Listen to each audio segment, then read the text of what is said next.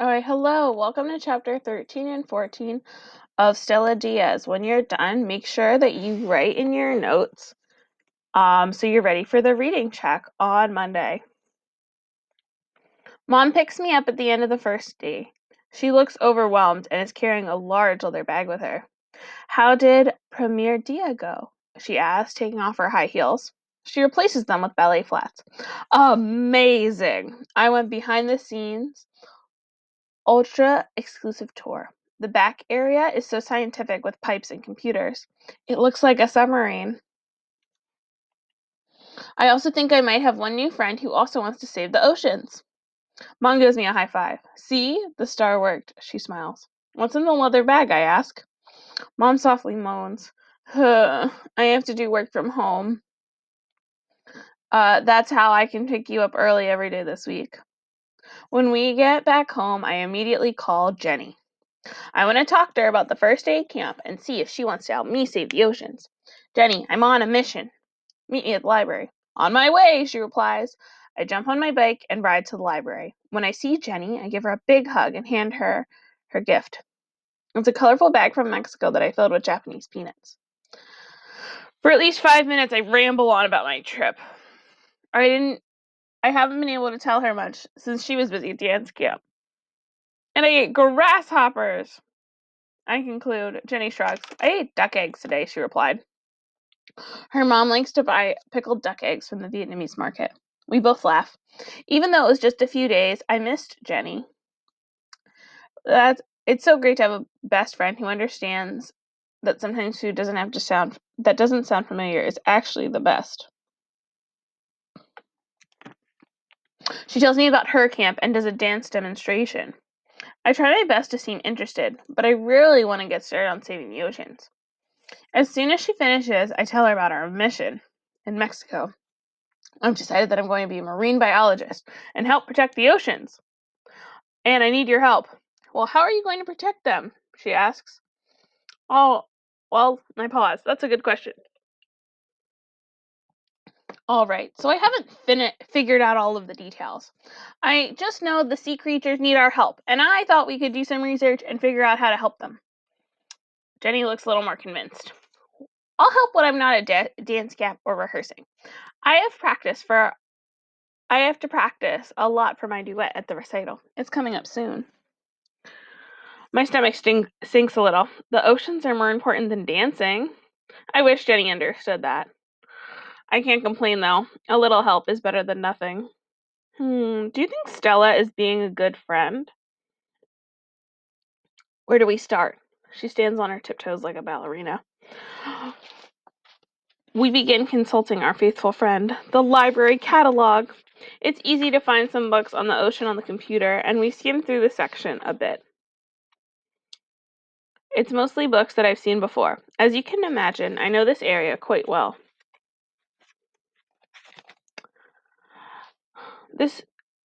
Jenny says, this stuff is great about the ocean, but we need some tips to how to save them. As much as I like to disagree, Jenny is right. I'll ask the librarian, I say as I stand up. We find a librarian at the information desk. Jenny rings the bell to get his attention. It startles him for a second. How can I help you, young ladies? I speak up, pretending to be confident. I'm Stella, and this is my friend Jenny. We would like to save the ocean, and we need help finding research. What go-getters? Follow me this way. He takes us over to the computer in the kids sections. I'd recommend searching for ocean, but also conservation. Of course, we've learned about conservation last year, I reply enthusiastically. Reduce, reuse, recycle, adds Jenny. I nod. I learned about it in Mr. Bell's class. The 3 R's are all about conservation. Conservation is about preserving and protecting natural resources. Recycling is making sure reusable materials are not thrown out in the trash. Instead, materials can be recycled and turned into something new. But what does that have to do with the ocean? I ask. Sadly, replies the librarian, a lot of trash we create ends up there. Oh, we reply. I had never realized that before. I was so focused on protecting sea creatures from people, like building a fence around sea turtles' nests, that I didn't realize we're hurting them from far away too. like polluting their homes with our trash. The librarian finds us a list of books into the catalog that matches both conservation and oceans. With arms full of books, we leave the library.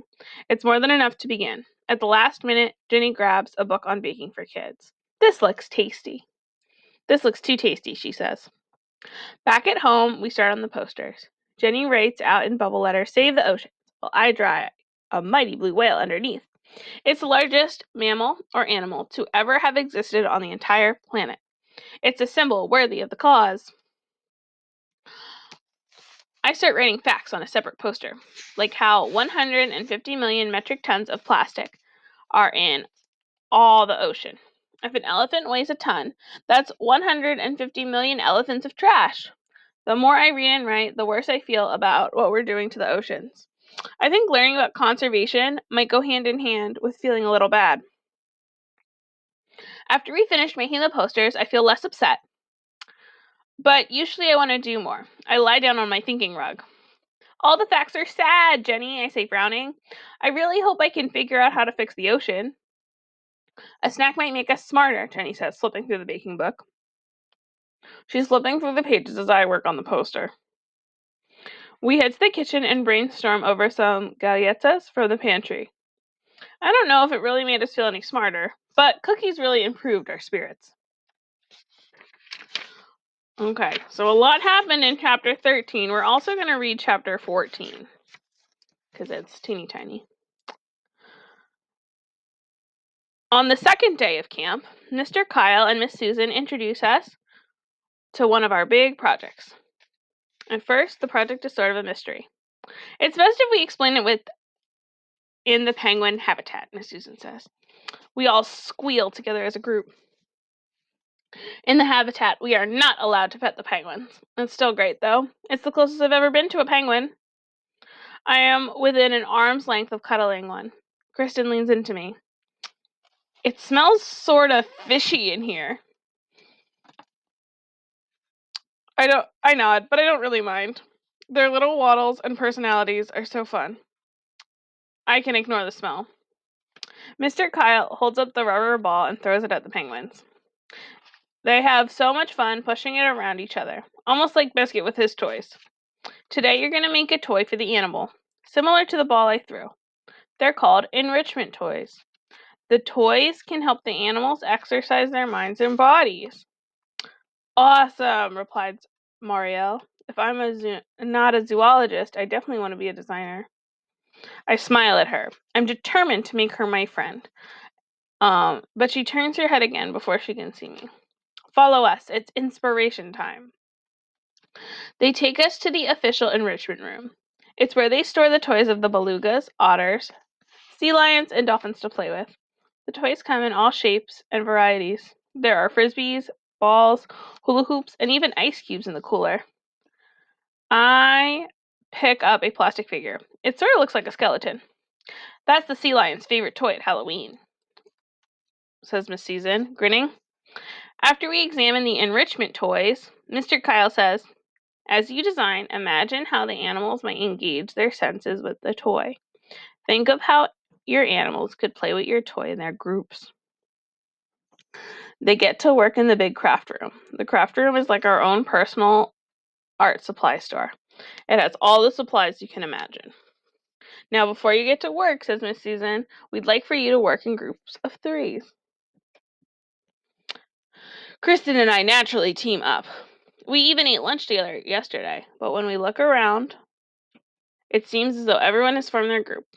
Everyone except for Marielle. I said, how do you think Stella feels about this? Marielle, do you want to be part of your group? Asked Kristen. Marielle shrugs her shoulders. The 3 of us sit down at the table. We are a little silent as we sketch out our ideas. I keep biting my lip to try to figure out what to say to Marielle. The thing is, I don't know where to begin. I know that she's been to Florida, and I've never been there, so I don't know what to ask her about it. Also, I've never been snorkeling, so I can't talk about this. I even think about using a conversation starter. Thankfully, Logan breaks the silence by asking Mr. Kyle a question. How did the animals end up here? Wouldn't they rather be in the ocean? You're Mr. Kyle size. You're right. But many of these animals are rescues. They were injured from fishing nets or tied up in plastic. The aquarium is a sanctuary or a safe space for them. A safe space that is not quite their home, but at least protects them from harm. Since their habitats here are smaller than their natural surroundings, they aren't able to do everything they would do regularly. Example, hunt for their own flora or explore. Because of that, the animals get a little restless or bored. By making these toys for them, we're improving their quality of life. I frown a little. I still love the aquarium because I can see the animals together firsthand, but at the same time, I feel sad for the animals. They are living far away from where they are born. I know how bad it feels when you feel like you don't belong. I want to make the ocean safe for these creatures so they never have to leave. Unfortunately, this plastic problem is huge. I need to figure out a way to fix this. So now take some time, write down your notes, and I will see you in class on Monday.